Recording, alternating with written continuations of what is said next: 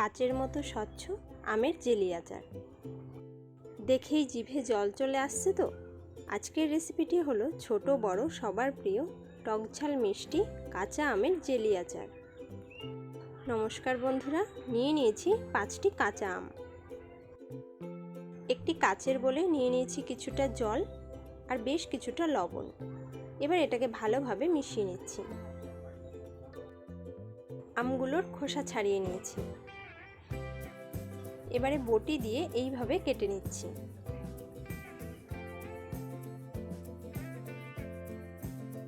সরু সরু করে কাটলে আম তাড়াতাড়ি সেদ্ধ হয়ে যাবে এবং জেলি তৈরিতে সময় অনেক কম লাগবে।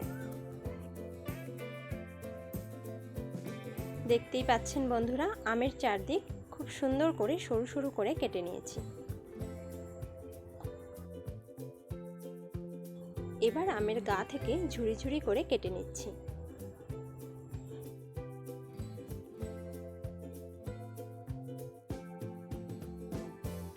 আমগুলোকে এমনভাবে কেটে নিচ্ছি। এবার কেটে নেওয়া আমের ঝুড়িগুলো নুন জলের মধ্যে দিয়ে দিলাম। খুব বেশি টক আম হলে আপনারা চুন জলের মধ্যেও ভিজিয়ে রাখতে পারেন, এতে আমের টক ভাব অনেকটাই কমে যাবে। আমের ঝুড়িগুলো ভালোভাবে ধুয়ে নিচ্ছি। ভালোভাবে ধুয়ে নিতে হবে, এতে আমের কষ পুরোপুরিভাবেই চলে যাবে। আবার পরিষ্কার জলে ধুয়ে নিচ্ছি।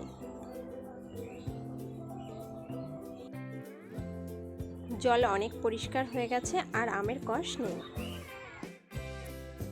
এরপর কড়াইতে দুটো শুকনো লঙ্কা আর কিছুটা পাঁচফোড়ন দিয়ে হালকা করে ভেজে নিচ্ছি।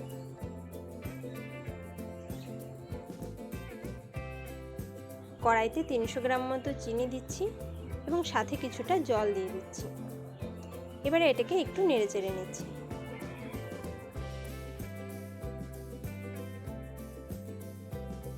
জল ফুটতে শুরু করলে আবার একটু নেড়েচেড়ে দিচ্ছি, এতে চিনিটা তাড়াতাড়ি গলে যাবে।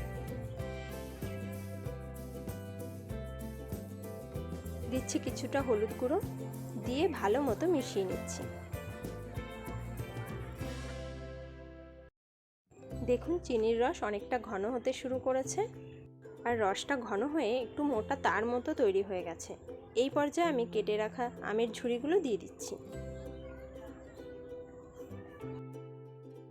এবার আমের ঝুড়িগুলোকে ভালোভাবে চিনির রসের সাথে মিশিয়ে নিচ্ছি।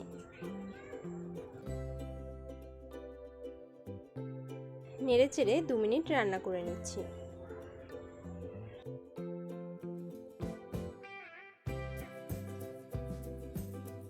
দিয়ে দিচ্ছি স্বাদ মতো ঝাল লঙ্কা গুঁড়ো।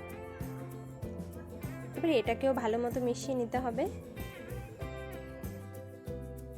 আপনারা আপনাদের স্বাদ অনুযায়ী লঙ্কা গুঁড়োর পরিমাণ বাড়িয়ে বা কমিয়ে নিতে পারেন। আম থেকে বেশ কিছুটা জল বের হয়েছে। এই অবস্থায় গ্যাসের ফ্লেম মিডিয়ামে করে দিতে হবে।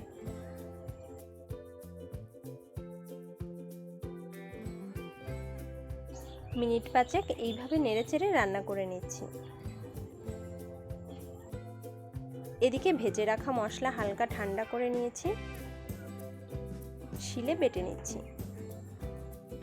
একটু খসখসে করে বাটতে হবে, খুব বেশি মিহি করব না, এতে আচারের মধ্যে মশলাটা মুখে পড়বে, খেতেও খুব ভালো লাগবে। আর দেখুন এদিকে আমগুলো অনেকটাই স্বচ্ছ হয়ে গেছে। এবারে দিয়ে দিচ্ছি ভাজা গুঁড়ো মশলা। মশলা গুঁড়ো দিয়ে ভালোভাবে মিশিয়ে নিচ্ছি। আর একটু রান্না করে চিনির রসটা কমিয়ে নিচ্ছি।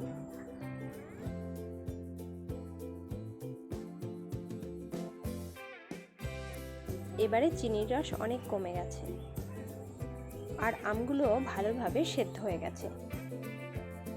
গ্যাস অফ করে দিলাম। 30-40 মিনিটের মতো ঢেকে রাখবো।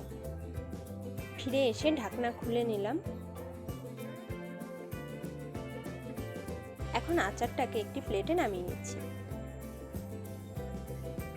কি বন্ধুরা বলুন, সত্যিই লোভনীয় লাগছে কিনা?